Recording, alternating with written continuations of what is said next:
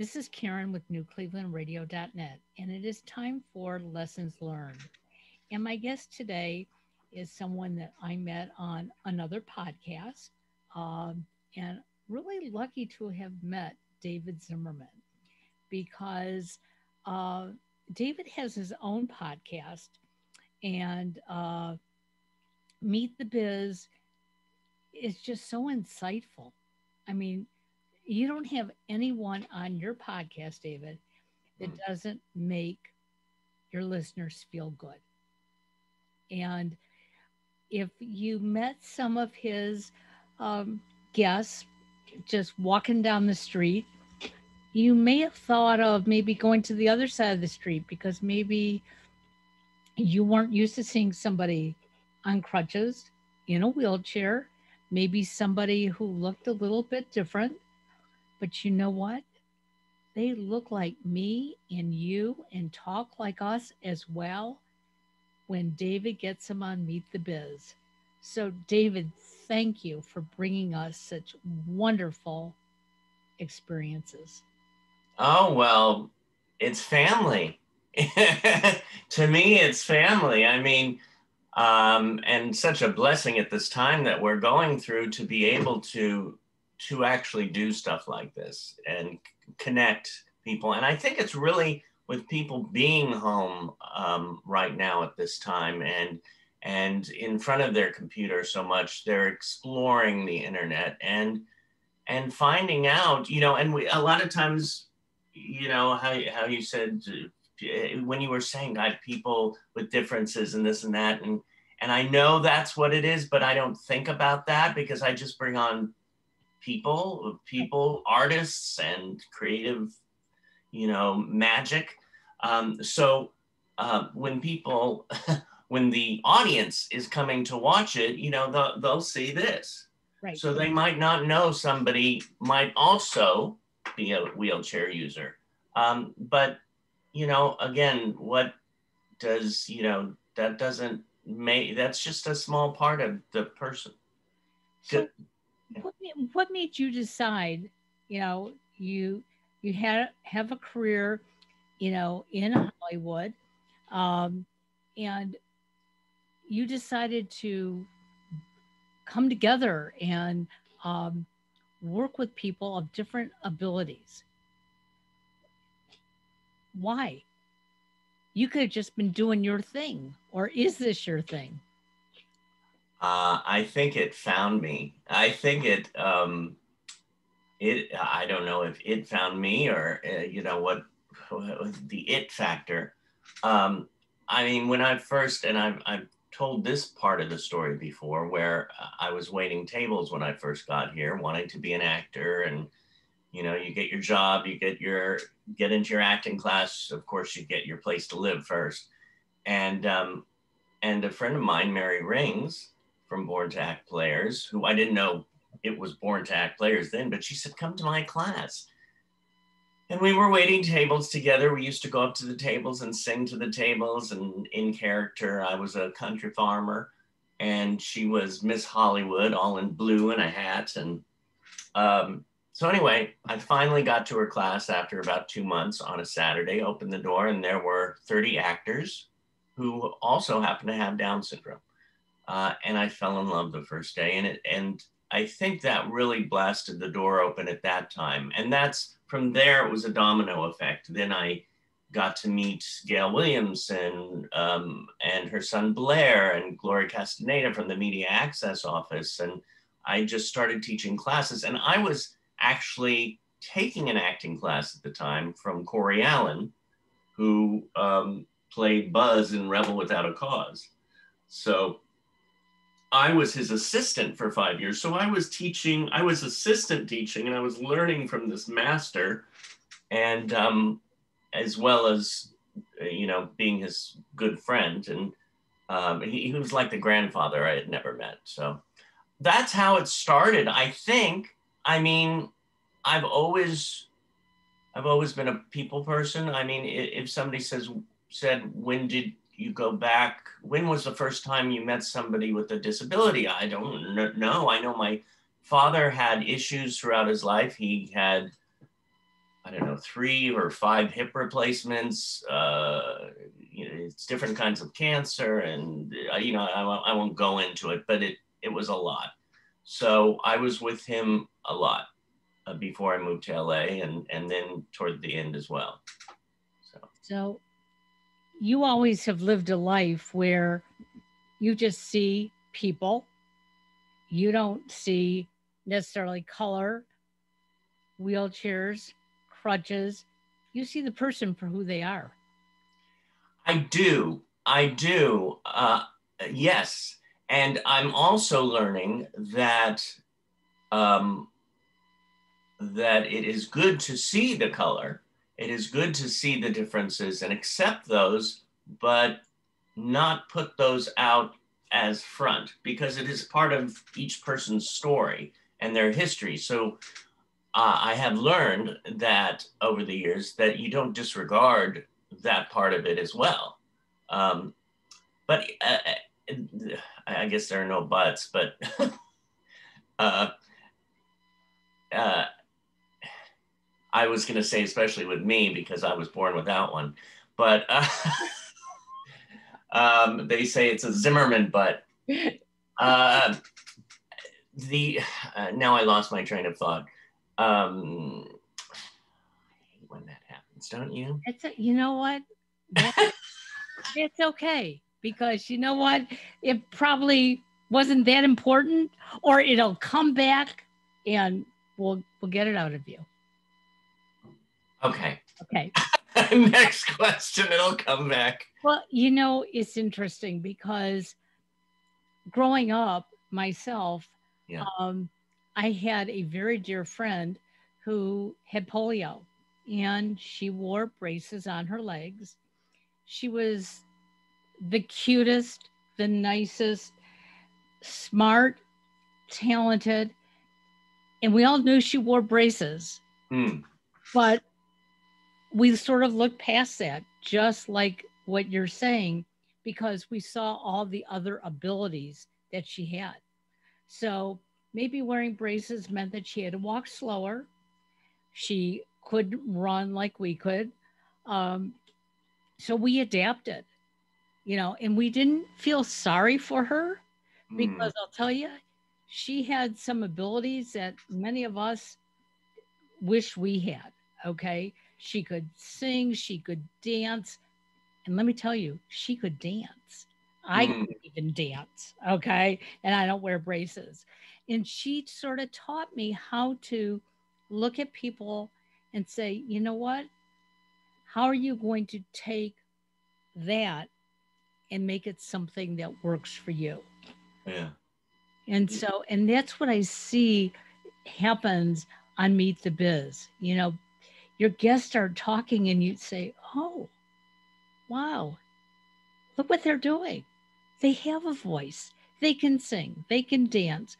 My son happens to be on the autism spectrum. He can do so much. But I will tell you, the one thing he can't do is keep a checkbook. Oh. And so, hey. but but he knows in his head all the time where his money is. Right. Me, I have to keep that checkbook. Yeah. Because until I look at that bottom line, I don't know where my money is. And so he has an ability, which some people in the beginning, like his teachers, said was a disability. Because he can't put it down on paper. If he puts it down on paper, his bank balance is wrong. But it's dead. I think as you said, the teachers call it a disability. And I know we use that word, but I really, there's this thing about grabbing hold of a word and saying yes. And also it's the negativity, sometimes the way people put it and say, oh, you have a disability, and with the voice goes like that. And it's like, well, it doesn't have, it's like when I grew up, I was called, oh, you're so sensitive. It was like, it's that negative connotation of that. And I have learned, one of the lessons I've learned is through life is, hey, I'm sensitive. You know, it's all the way you look at it. Exactly. So I like being sensitive. I prefer to be sensitive than a big H or whatever. Well, and I was called a crybaby when I was growing up Yeah. because se- sensitive or whatever the word was, okay, I would cry at the drop of a hat, not because I was hurt, but I saw something else happening, okay, or somebody said something nice to me, which I wasn't expecting, and I might start to cry. And my father and my brothers, it was always, "You're such a crybaby," and I thought it was a terrible thing. And it took a long time for me to grow up and say, you know what? Mm-mm, I'm sensitive. And I married a man who is just the same way. He can be watching TV Yeah. and there can be a story coming on, and you can see these big crocodile tears coming down off of his face because he feels it. And Well, we're in touch. We're in touch with ourselves. And the more we're in touch with ourselves, the more we get to explore all of ourselves, not just a part of it. so when you're teaching acting, which I know you do, and this past year has probably been uh, a little more difficult for you and your students because you're doing it online. Mm-hmm. So, how do you make that connection with somebody online? I mean, you and I, we're doing it because this is something we do basically for a living. But when you have a student on the other end, how do you get them to interact with you? Well, it took a couple of months, maybe a few more than a couple, to really learn how to do this virtual Zoom teaching. The one way that, it's very hard for me to teach, let's say if it's just me and the camera, it's like, today, students, we're going to put water in the cup. That's about all I like to have the students right there on the Zoom. And I've learned to do this because I said, okay, I'm going to jump into it. And I have an advanced acting class that started a couple months, 3 months ago. And I'm so glad that I did it because usually I'm there and we have in the advanced class maybe 12 to 18 people maximum because I want to keep the group small. And we really go one-on-one, and that connection, the touch, the taste, the senses, the smell, all of those uh, are so important when you're in an actual group, when you're close to one another. So this, I have learned that we can get two people on screen. And I, like the last class, I said, okay, here are the scene partners, go out, find a scene and work it. And we're training people now how to connect this way. Now, if you're doing an audition, a lot of times, like right now, I'm looking right at the camera, which looks like I'm looking right at you. Right. But I'm not really seeing your eyes now. Right. Now, if I go right here, oh, now I can connect, and it makes me brighten up more because I'm seeing you, I'm seeing your beautiful face, and so I don't mind them doing that. But if they can do that and really, okay, what are you feeling? What do you want? It's the same things that we, the what, the who, the where, the how of the scene, the pre-life, the afterlife, the history of the character. So you bring all that in, and we're learning. I think a lot of people who haven't done this quote virtual teaching, we're learning how to do it. Well, I have to say that you've been talking about this Easter Seals um, audition movies. Tell me a little bit more about that because I had somebody out of the blue Yeah. who said they don't even know who you are. They're just a lay person, okay? Right. And I said, "How do you know about this?" And they said, "Oh, a friend told me." And I said, "But David Zimmerman's been posting it on Facebook. Have you seen it there?" And he goes, "No." So tell me a little bit more about it. Well, the Easter Seals Disability Film Challenge, I think it's been 8 years now they've done it. And it was created by this amazing man who I think, oh, you've got to have him on one day, Nick Novicki. And he has created this where it's this film gathering in a way where people get together, they get groups together, and you have to have at least one person with a disability in front and or behind the camera. Okay. So it's inclusion and creating movies. It can be stories about people with disabilities. It doesn't have to be, but and a lot of times that's the best. You don't have to actually mention the disability. Right. But this year has been so amazing. This year was mockumentaries, and they just finished it up a couple weeks ago. And every year we get together. We have an annual get together to sort of start off the big event, and they had over 90 films submitted this year. Wow. And the people behind it, we have judges like Danny Woodburn and Mark Povinelli, and you look these, for those, I mean, Danny Woodburn from Seinfeld, Mark Povinelli, who just started a movie that's coming out this next year with Cate Blanchett, and the list goes on of the people. Some of the people behind that you can possibly meet are the Farrelly brothers.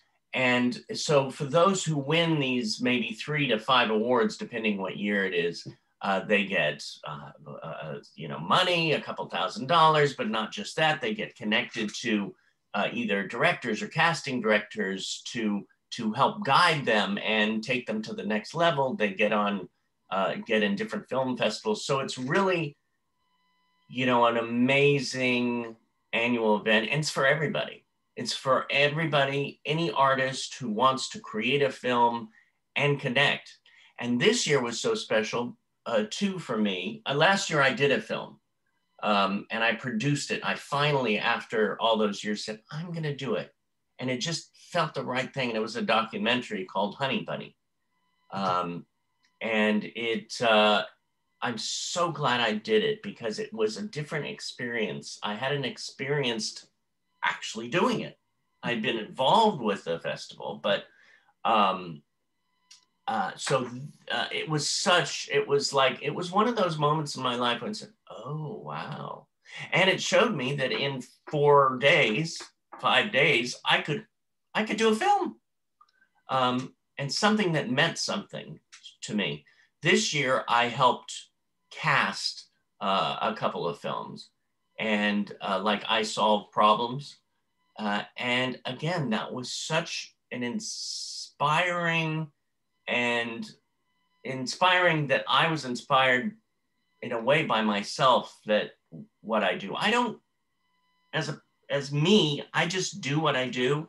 And then I was sitting afterwards with a group of people who I had created this film with. I had the small part of the casting.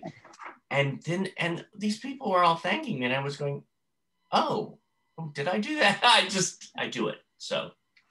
Well, and it's interesting because a lot of us, when we get involved in our work, when we're passionate about it, we don't realize all the things we are doing. And like you said, we do it because we want to, we feel it. And Yeah. well, how else is it going to get done? It's not that we can't share it with somebody, because we do. And that's part of the working it. We know who to pick out to say, can you do this part? Can you do that part? But when you love something as much as you do, when it comes to acting and working with individuals and bringing out the best in each person. Yeah. And there's not enough of us in this world that are doing that today. We need more people like you, because so many of us walk around saying, I can't do it because we were told by mom and dad or a teacher, brother or sister. And all it takes is one person to say, why can't you do it? Well, like Yoda says, there is no do, there is no try, there's only do. I mean, I have him up here. Where is he? I'd stand up, but I'm only wearing sweatpants. So. Oh, or pants. Oh, You know, that's his saying, you know, I like the glitter. uh, But, you know, it's that. I get rid of the try and get rid of the can't.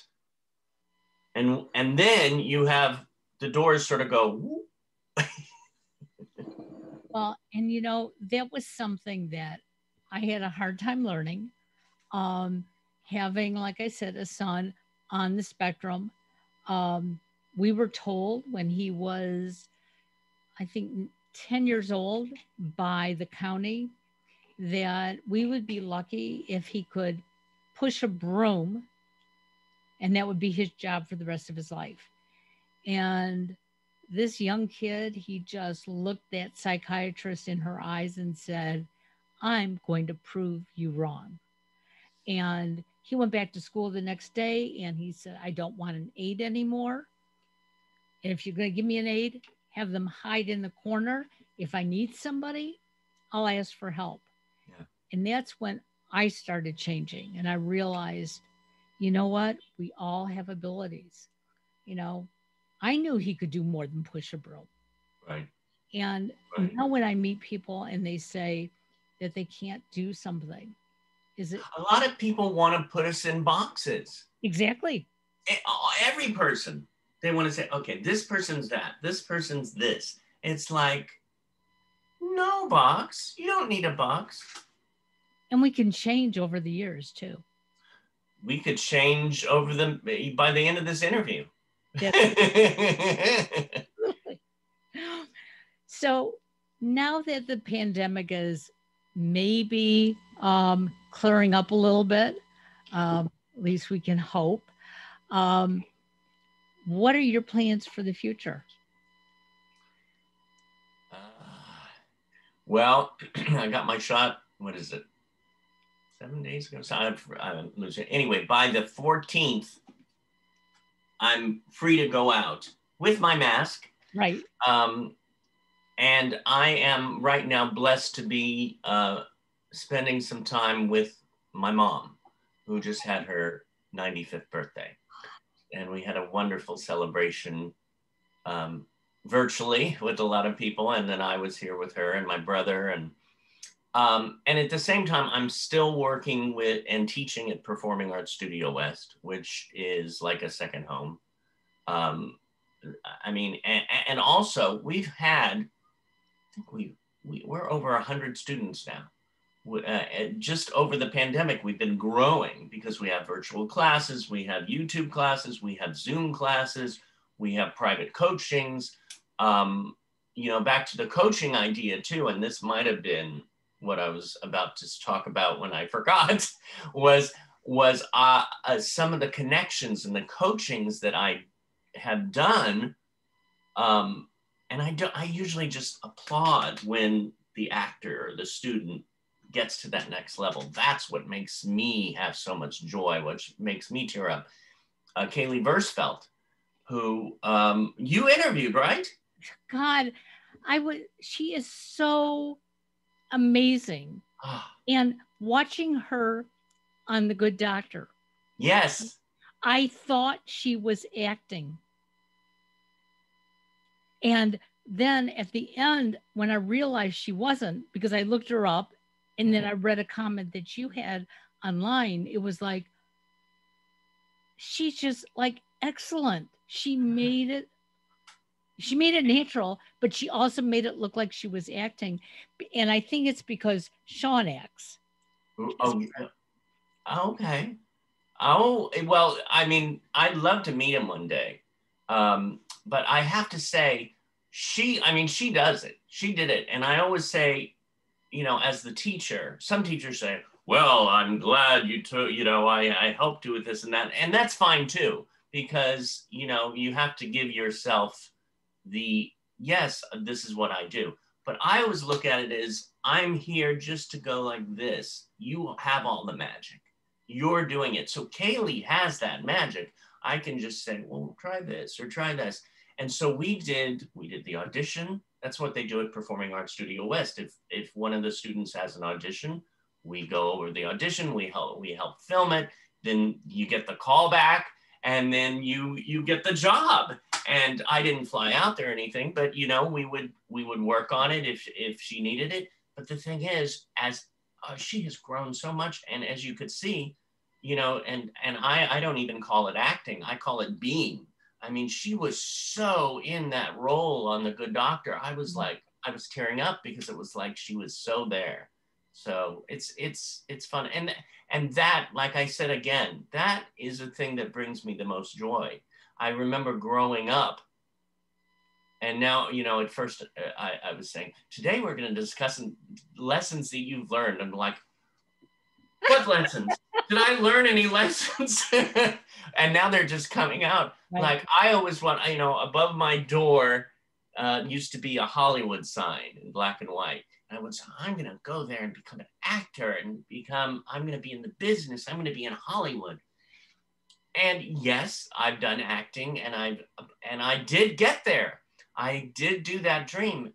And I realized when I was there and blessed that I have connected with a family of good hearts and good souls that have a good focus, even though sometimes our focus gets a little like this, we all get that way, but a good focus of what we want to happen in this world for the good. Well, you couldn't have said it any better, because we do have dreams when we're young kids, you know, and some of us follow that path and we keep going there and get there eventually. Others of us take detours. I know that I took a huge detour because my parents said a woman will never make it in broadcasting. So we're not going to spend our money to have you continue in school. And yet, when I went back to school many years later, my mother said to me one day, "Are you a famous broadcaster?"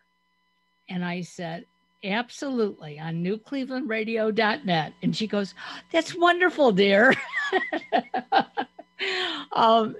And she knew it's what I always wanted to do, but she was looking out for me back in the day, because she knew back then only what she could see.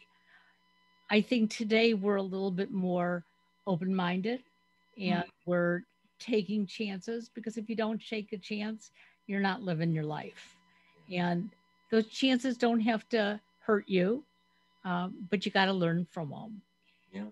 So when you dreamt to be in Hollywood, you got to Hollywood. You're doing the things that you love to do. And it probably doesn't make any difference, you know, how many statuettes you may or may not have, because at the end of the day, you're doing David. Yeah, you know, and that you say that, I mean, yeah, it's fine. I mean, I have one or two there, and whenever I got them, I was like, ah, and I look at them and I love it. But I also have learned that quote, it's not a statuette, it's more of morphed into the people that I've made connections with, that I've learned and loved with, and loved not being, quote, a sexual thing, but it is more of a love. I mean, you know, when you say from or love, I most of the time say love. Right. Because you got to send it, you know, there's love and hate. I'd rather choose love. As they say, choose love. So it is important to me. And I know, going to the part where you said, I have a lot of people, quote, with differences coming on the show. And the one thing that I love about what the Meet the Biz show does too, is it does bring, just like the classes that I've wanted to do, is brings everybody. So we will have people like Lainey Kazan come on. We will have Charlene Tilton, and then we'll have Jerry Jewell and Mark Povinelli and Angela Rockwood, and, you know, and the list goes on. We'll have directors, producers, writers, actors, and it's a mix of people. and they all have their own wonderful qualities. Well, that's what I want people to hear. That's what I want people to get out of your podcast, our podcast, because, until you dig deep inside yourself, you don't know what your abilities really, really are. Mm. I find out each day there's something else that I can do. Um, this morning, uh, one of the gentlemen that I work with saw that there was a problem on our YouTube channel. And he sent me an email and he said, "Do you know how to fix that?" And it was like, "No, but I'll try to figure it out." And in the past, and when I say past, when I was a much younger person, I would have hid behind the no. It would have been like, mm, am I supposed to? Oh, And I'd be afraid to figure it out. yeah. And I wasn't afraid. It was like, you know what? I'm not going to ruin anything. And so he called me. We worked it together, and I was using his strengths. He was using my strengths. And I realized, you know what? I may be 71 years old, but I'm not going to stop learning. I'm Yeah. not going to stop doing. And that's what I want other people to see as well. And your wonderful mother at 95, I mean, she can do what she wants to do. And that's what my mother told us at her 95th birthday. She said, "I'm 95 years old and I can say whatever I want to whomever I want." And we just looked at her and we said, "Really?" And she goes, "I've earned it." And she did. I So love that. I love that you're saying that too, because my mom doesn't say it; she just does it. So I love that, and then it brings me to the part of I am blessed now. I was going to use the word try, but but I'm getting rid of the try. I'm always looking at what comes next, or what is not actually next, but in this moment. Beside being blessed during this last year of being able to come on Thanksgiving, actually, I got back. I was alone during the pandemic for the first 9 months, but I was now I'm with, spending some wonderful time with the family, as well as performing Arts Studio West, as well as Meet the Biz. And I've had this documentary that we started years ago, over 12 years ago, that is percolating again. So we'll see what happens there. I'm writing this script for a feature film. And then, there's some other, pots on the fire. So it's really wonderful to have that creative vision. And I'm not afraid of certain things that I used to be. right. I'm not afraid. The thing that scares me is like paperwork, like finances with let's say the film projects or this and that. And I used to be, oh, I don't want to go there. I don't want to go there. And now I'm like, especially after doing over 200 shows on Meet the Biz over the last year, now I'm like, okay, give me the paperwork. What do we have to do to take care of this, to move on to the next step? And then the next step. It's part of living. And that's what all of us have to do each and every day and make our mark. And I am so glad that you are in my life. Oh, ditto. And give your mom a big virtual hug for me. Uh, Oh, you are very blessed to have your mom at age 95. I was lucky to have my mother for 96 and a half years, and um, she's still with me. She'll never leave. So uh, I know how important family really is. yeah. And thank you for doing all the work you do. And how often do you post Meet the Biz so everybody can find it? You can go on YouTube. It's Monday through Friday. And in fact, tonight, and from tonight on, it'll be online, but we have a wonderful Meet the Biz that we filmed in 2019 that never came out, that is now out with the wonderful actress Jamie Brewer, who's a dear friend from American Horror Story. And it's a wonderful 50-minute show, and I think you know, by the end of that show, you also see a change within yourself. Well, then we all better get on YouTube tonight to see that. That is important.